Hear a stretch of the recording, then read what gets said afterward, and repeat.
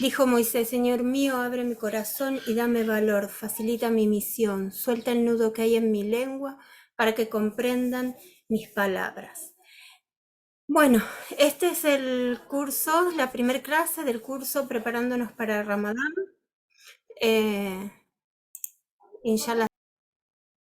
El objetivo de este curso es que llegar a la comprensión de la obligatoriedad del ayuno del mes de Ramadán y la relación de Ramadán con el Corán. Aprender la oración voluntaria, también aprender la oración, hacer la oración voluntaria Tarawih. Aprender los beneficios de ayunar en este mes a nivel físico, espiritual y mental. O sea, vamos a comenzar.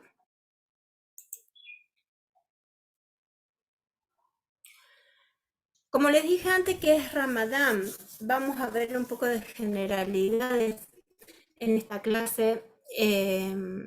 Vamos a hablar de calendario islámico, por qué Ramadán es el mes del Corán y cómo conectar con el Corán. Ahora yo les quiero hacer una pregunta a ustedes. ¿Qué saben de Ramadán? Sí. Bueno, es eso y mucho más, digamos. Es lo que ustedes dijeron y mucho más. Vamos a intentar abarcar todo lo que es el concepto del mes de Ramadán, lo que tiene que ver con el ayuno, que es una ibada, es un acto de adoración a Allah subhanahu wa ta'ala obligatorio, ¿sí? Que Allah subhanahu wa ta'ala lo hizo obligatorio para todo musulmán.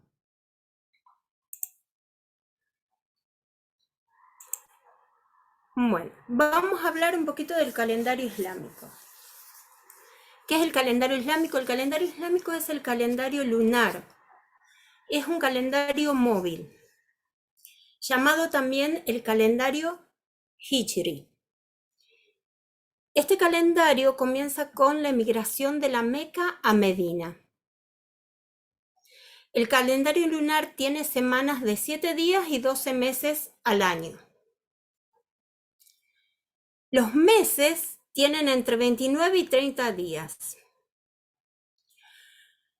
Abdullah bin Umar relató que el mensajero de Allah, sallallahu alaihi wasallam, dijo: el mes tiene 29 días, así pues, no ayunéis hasta que la veáis, o sea, que vean la luna nueva de Ramadán, a los 29 días de Shaban. Y si se os nubla el cielo, completad 30 días de Shaban y luego empezáis el ayuno. Acá este hadiz no está diciendo que el mes puede ser, el mes lunar puede ser de 29 o de 30 días.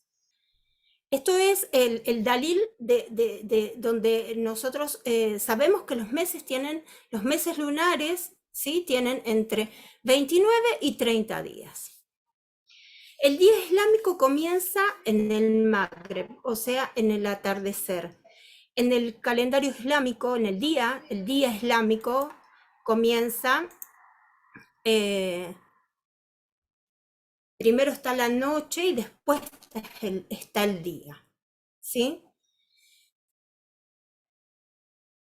El mes islámico comienza cuando vemos la primera línea de la luna creciente.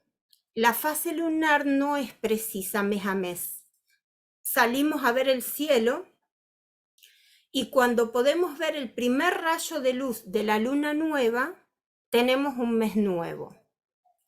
Por este motivo los meses lunares se mueven. Los meses lunares son 12, como dijimos antes, se llaman Muharram, Safar, Rabi al-Awwal, Rabi al-Thani, Jumada al-Ula, Jumada al-Thani, Rajab, Shaban, Ramadán, Shawwal, Dulqada, Dulhijja. Y hay un video con los meses del año islámico que realizó Il Niños y se los quiero compartir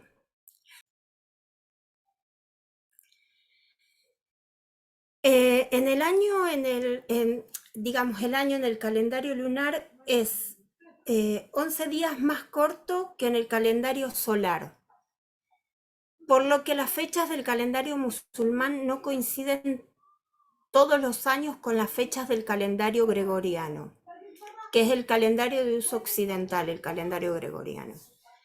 Entonces, por eso hay esa diferencia de días, no coincide la fecha del calendario islámico con la fecha del calendario gregoriano. Digamos, esta es la diferencia. Nosotros tenemos el calendario lunar, es un calendario móvil, es un calendario basado en la naturaleza, basado en la creación, o sea, basado en la sabiduría de Allah Subhanahu wa Ta'ala. A diferencia de lo que es el calendario que se utiliza, que es el calendario solar, que es un calendario estático, siempre va a ser igual, siempre va a ser, siempre va a estar, no va a tener el movimiento que tiene, no va a tener el movimiento que tiene el calendario lunar. Bueno, ¿por qué Ramadán es el mes del Corán? En este mes se inicia la revelación del Corán a nuestro profeta Muhammad sallallahu alaihi wasallam, como dijeron ustedes anteriormente. Vamos a pasar a ver un poco cómo comienza esta revelación.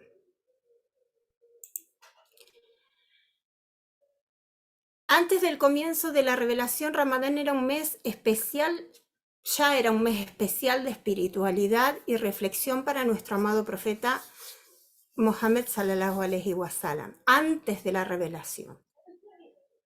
Veamos un poquito de historia. Esta es, digamos, es la historia del momento de la revelación. Digamos, esta es la parte previa a la revelación. Después vamos a ver el descenso del mensaje por el ángel Gabriel, alayhi salam. Digamos, esto es lo que vamos a ver de historia. Este tema lo saqué específicamente del libro El Néctar Sellado. Dice, cuando el profeta Muhammad sallallahu alaihi wasallam tenía 40 años aproximadamente, pasaba largas horas en reclusión meditando sobre los aspectos del universo que le rodeaban.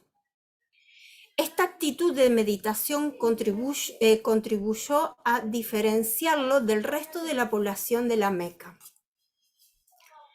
Solía abastecerse de avena y agua para luego dirigirse a las colinas y barrancos de las vecindades de la Meca. Su favorita para frecuentar era una cueva llamada Hira. Acá tienen una foto que muy amablemente Amina tomó el año pasado cuando estuvo allí. Es una foto de la cueva de Hira. Ahí, si pueden observar, es la entrada, hay mucha gente. Y después van a ver un videíto para que tengan una idea del panorama de lo que es la cueva de Hira en la montaña Nur, se encuentra. Queda a 2 millas de la ciudad de la Meca, siendo una cueva pequeña de 4 brazos de longitud por casi 2 de ancho. Siempre que iba el profeta Muhammad sallallahu alaihi wasallam a ese lugar, alimentaba a algún pobre que se le acercaba. Y la mayoría del tiempo lo dedicaba a la devoción, y especialmente en el mes de Ramadán. O sea, Ramadán ya estaba antes del descenso del Corán, y el profeta Muhammad sallallahu alaihi wasallam ya hacía un retiro, ya hacía una ibada, ¿sí? En el mes de Ramadán, antes de que descendiera la profecía.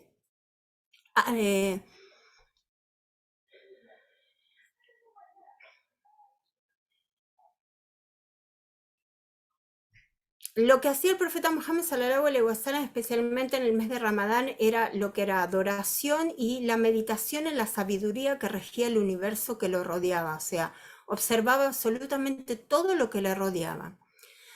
Su corazón en ese momento dice el historiador, su corazón se encontraba dolido a causa de la decadencia moral que había en Meca en ese momento, la idolatría que era practicada por su gente, y se sentía desamparado por no encontrar una solución definitiva, algún medio que les sirva para seguir y corregir las enfermas costumbres que lo rodeaban.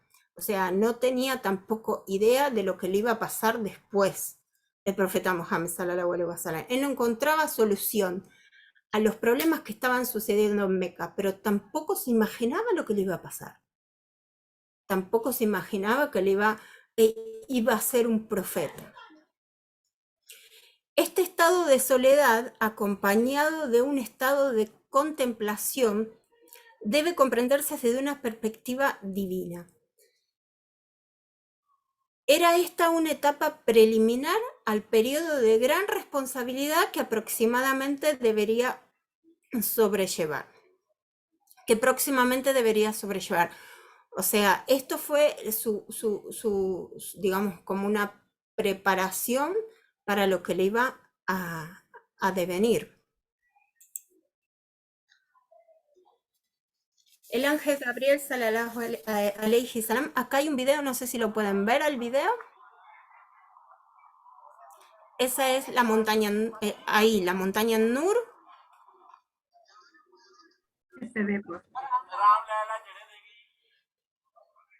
Este es el horizonte que se ve desde la montaña Nur. ¿Sí? Y debajo,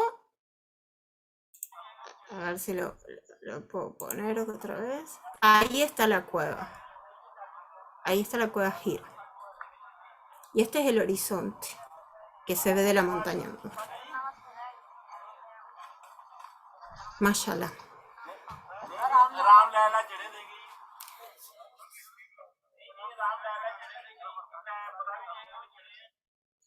¿Puedo Dice, decir algo, Natalia? Perdón que te interrumpa. sí. Si ves, está un poco borroso. Si ves la foto donde quedó parado ahora el video, Sí, ve como si fuera un edificio alto, como hacia la izquierda. sí, Ahí, este que está ahí. aquí. Eso es la torre del reloj que está al lado de la cava. Ahora no se ve la cava desde la cueva, desde la montaña, porque la torre del reloj está ahí.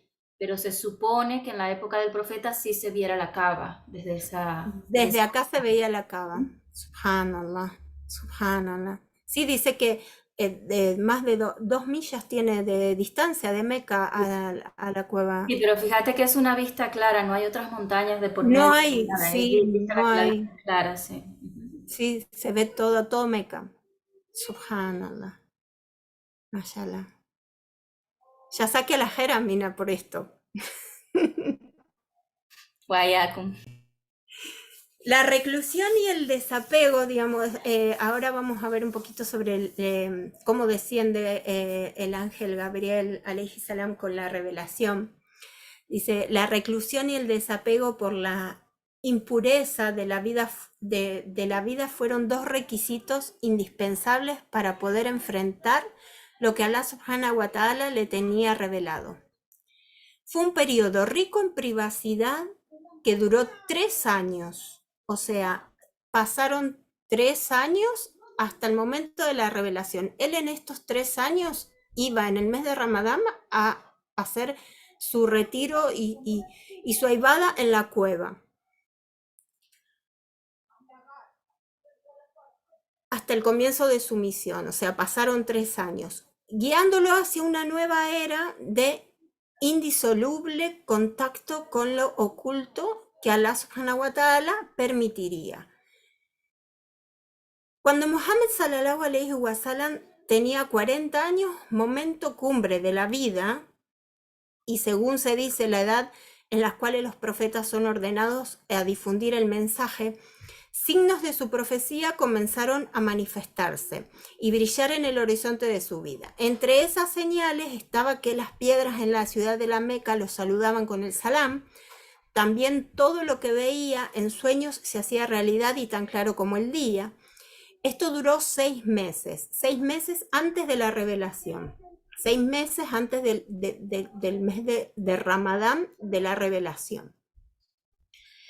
El periodo de la profecía fue de 23 años. Y este periodo de 6 meses, llenos de visiones verídicas, constituye una parte integral de la cuarentava parte de la profecía. En cuanto a la fecha exacta del comienzo, esta es una fecha que, o sea, estudiaron el imam que escribe el Néctar Sellado, hace un estudio sobre la fecha y dice, en cuanto a la fecha exacta del comienzo de la revelación, dice en la Sira, el imán, cuidadosas investigaciones que tienen en cuenta evidencias circunstanciales y relevantes nos permiten remontarnos al lunes 21 de la noche de Ramadán, correspondiente al 10 de agosto del año 616 después de Cristo. O sea, acá lo que les quiero mostrar con esto es lo que decíamos antes del calendario lunar y el calendario gregoriano. Acá dice lunes 21 de la noche de Ramadán. Ese sería el calendario lunar. Correspondiente al 10 de agosto, o sea, no coinciden las fechas, al 10 de agosto del año 610 después de Cristo, que eso sería el calendario gregoriano. Cuando el profeta Muhammad sallallahu alaihi wasallam tenía exactamente 40 años lunares, 6 meses y 12 días, equivalentes a 39 años, 3 meses y 22 días del calendario gregoriano. Digamos, este es el ejemplo del que les hablé anteriormente cuando vimos lo del calendario lunar.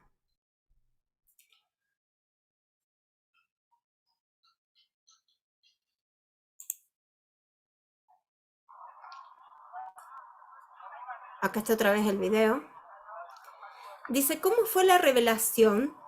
Lo vemos también en el hadiz que relata Aisha radiallahu anha. Ella narró, la primera manifestación de la revelación al mensajero de Alá fue la visión verídica en sueños, que notablemente se volvían realidad en todas las ocasiones.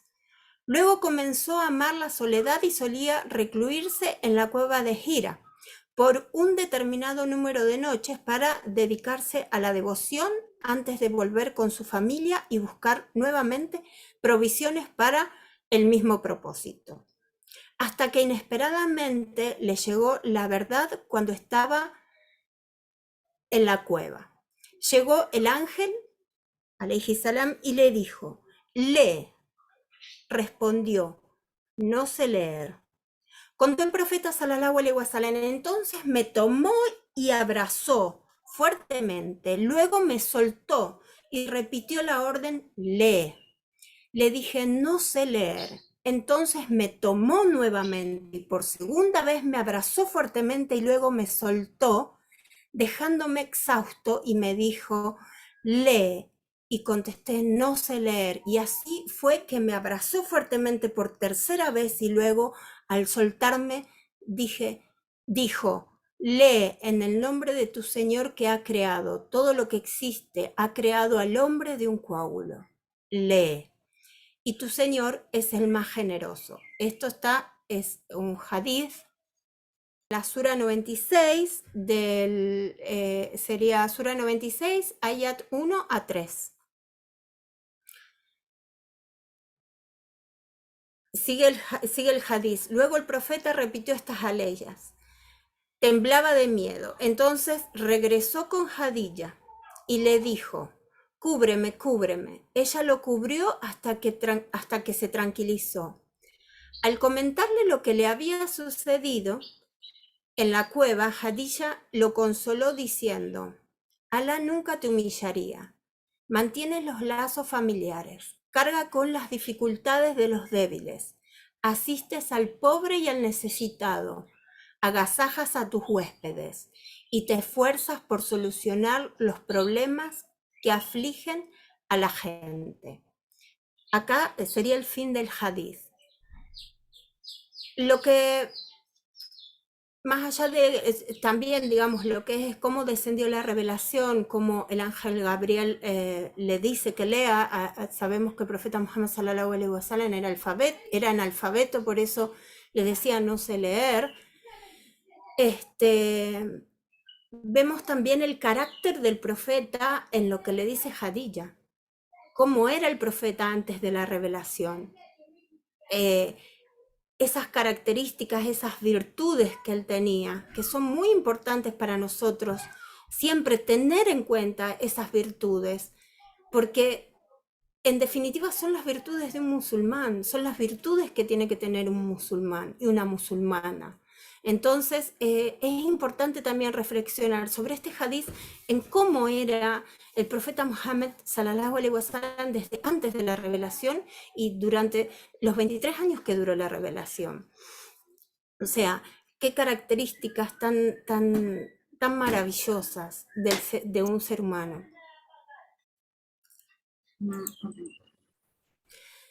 Bueno, ahora vamos a pasar a cómo conectar con el Corán.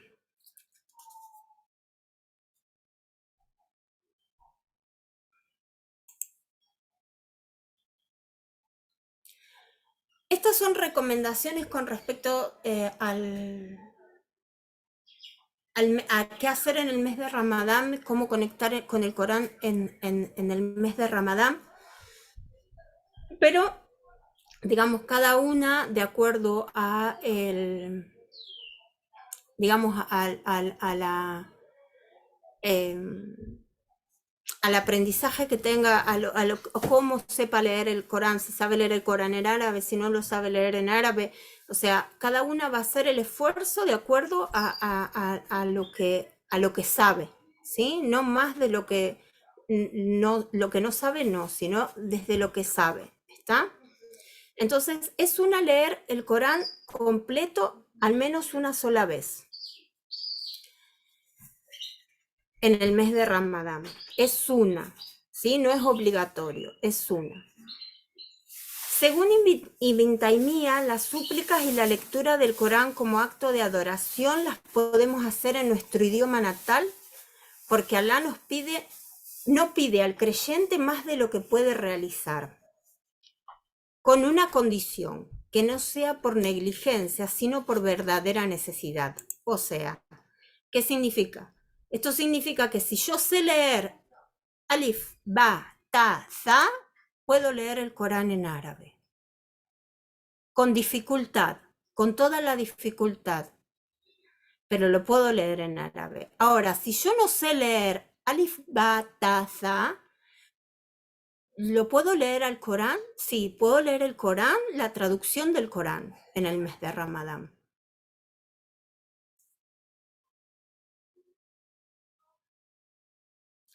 Si se sabe leer árabe, siempre es bueno tratar de leer el Corán en su idioma original, ya que la recompensa de 10 hasanat por cada letra leída solo aplica a la lectura del Corán. A la lectura del Corán en árabe, ¿sí? Por cada letra que nosotros leemos del Corán en idioma árabe, aplica lo que es la recompensa de 10 hasanat por letra. Y también la dificultad con la que nosotros leamos, la recompensa es doble.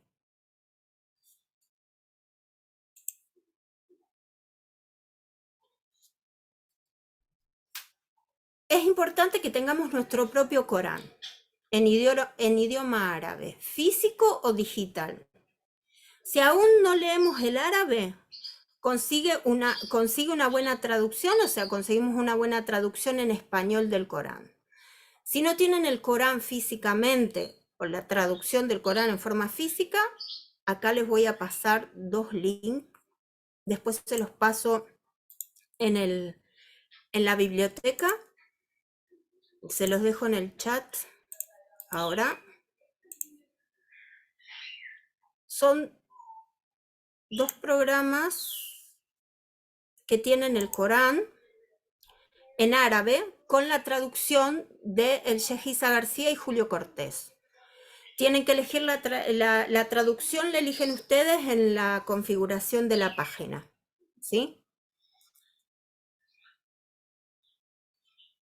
Aprender sobre el Corán cómo fue recopilado y cómo es conservado. O sea, también es importante investigar sobre cómo fue recopilado el Corán. También hay otro video muy lindo que es de Amina Rodríguez, está en Historias de Mujeres Excepcionales, que es la historia de Hafsa. Hafsa fue la primer protectora fue la protectora del primer Corán físico. Hafsa fue una de las esposas del profeta Muhammad sallallahu alaihi wasallam. Y bueno, custodió el primer Corán físico después de la muerte del profeta Muhammad sallallahu alaihi wasallam, que fue la recopilación del Corán. Y es una historia también muy, muy bonita. Y se las voy a dejar para que la vean. Quienes les interese ampliar el conocimiento, para que vayan viendo. Pueden guardarse todo esto para el mes de Ramadán también y ir viéndolo. El otro punto, digamos, la otra recomendación también importante en Ramadán es poner un objetivo de lectura diario que podamos cumplir y hacerlo conectando con el Corán, hacerlo solas y concentradas. Yo sé que esto es, para las que somos mamás, es un poquito difícil, pero no es imposible. O sea, busquemos nuestro momento. Es importante que tengamos nuestro momento en el mes de Ramadán y sentarnos con el Corán y estar solas y conectadas con el Corán, y lo que no comprendemos en árabe, buscar la traducción para poder comprenderlo en nuestro idioma, pero leerlo. Las que sabemos leer el árabe, no lo podemos comprender, pero sabemos leer el árabe, leámoslo en árabe, ganémonos los hasanat que nos da la de recompensa, y después comprendamos el Corán leyendo la traducción, digamos. Esa es mi recomendación. Yo les voy a ser muy sincera, yo nunca leí, o sea, sí, en el Salat Tarawih he escuchado el Corán completo, no lo he leído yo, lo ha leído mi marido completo en los 30 días, pero a mí la primera vez que leí el Corán completo tardé 7 meses en leerlo. Entonces, no es imposible leer el Corán completo para alguien que recién empieza a estudiar el idioma árabe. Yo lo comencé a leer después de que terminé el curso Qaida Nurania con Amina. Empecé a leer y dije, voy a leer el Corán completo, no sé cuánto voy a tardar, pero voy a leer el Corán completo. Después de que terminé el curso Qaida Nurania con Amina, empecé a leerlo y tardé 7 meses en leerlo. Pero eso es algo que me propuse yo, y fue de mucha baraka, muchísima baraka. Hacer ese esfuerzo fue muchísima baraka. Y les cuento mi experiencia, ¿no?, personal. Este es un ejemplo, no sé si lo ven, este es un ejemplo de cómo organizarse para leer el Corán en el mes de Ramadán. Es un ejemplo, es algo bastante avanzado, es para personas que ya leen el Corán con fluidez, para quienes son avanzados en la recitación del Corán también. Si son muy nuevas y leen lento, Amina siempre recomienda que se pongan una meta alcanzable. O sea, tal vez una página por día o algo así, dependiendo de su nivel de lectura. Y recuerden que la dificultad con la que lean el Corán es doblemente recompensada siempre que lo hagan para y por complacer a Allah Subhanahu wa Ta'ala.